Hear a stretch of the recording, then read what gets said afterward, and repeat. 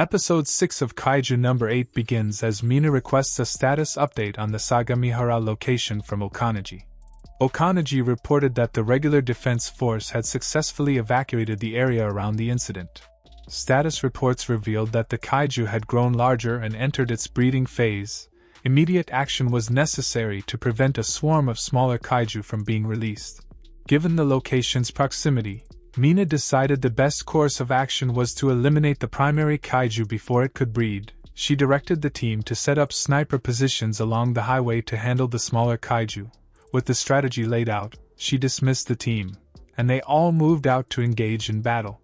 In the back of the truck, Hoshino checked in with the team, asking if they were ready for this real coup extermination mission. Kikoru was anxious about the Kafka sitting across from her, who was actually a powerful kaiju. She was covering for him and hoped he wouldn't let her down.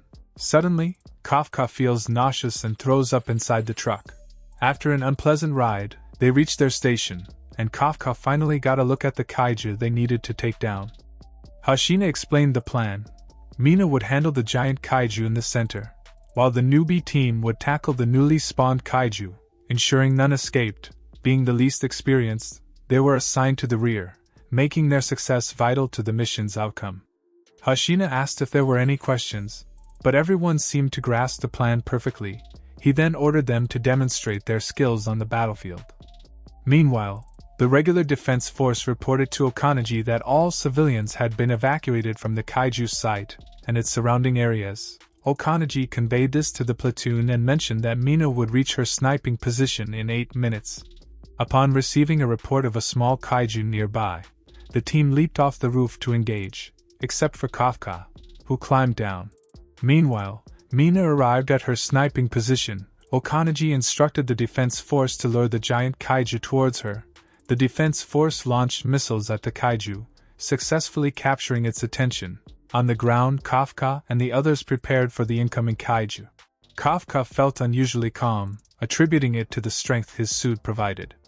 Feeling confident, he stepped forward but was swiftly knocked into a trash bag by the first kaiju that struck him. An older defense force member was annoyed about having to babysit the newbies, but Kikoru quickly proved herself by obliterating the first wave of kaiju that the professionals had struggled with. Kafka praised her, making her blush since she wasn't accustomed to receiving compliments. Meanwhile, Reno's team excels in their battles against their respective Yoja enemies. Reno's clever round switch strategy impresses his rival, Iharu. Despite this, Reno insists he isn't strong enough yet and wants to improve so Kafka doesn't have to rely on transforming. At the same time, Sector J's recruits are performing admirably against the Yoju. The seasoned troops, including Sector J's leader Nakanashima, are impressed by the recruits' actions. Nakanashima notes that several recruits have a certain charm but believes it's the veterans' influence that is motivating the recruits to excel. Meanwhile, Okaneji updates everyone on the progress of various sectors, leaving Kafka feeling bewildered and upset about his contributions. Kafka heads to one of the defeated Yoju and locates its core.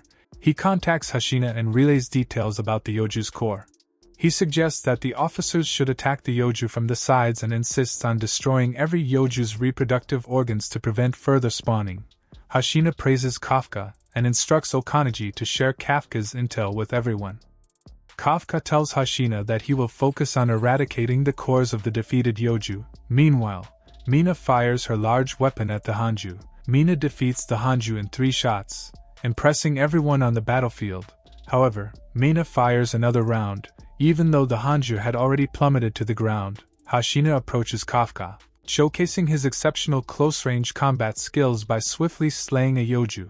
Hoshino then shares his family's esteemed history of kaiju slaying and explains that the captain and vice-captain of the defense corps receive weapons tailored to their fighting styles. He tells Kafka to prepare for battle again. Although the Hanju has been defeated, many Yoju start spawning from its body. Okaneji mentions that the recruits are tired, but Hoshino argues that this challenge will push them to greater heights if they succeed. Hoshino believes that Reno and Kikoru have the potential to become captains one day. Meanwhile, Iharu and Reno encounter a random monster sweeper incorporated worker and question his presence on the battlefield. The worker reveals that he loaded the reproductive organs inside most of the Yoju but is furious that someone destroyed them. He turns to Iharu and Reno. The episode concludes with the worker demanding that they tell him who in the defense force discovered the truth about his scheme.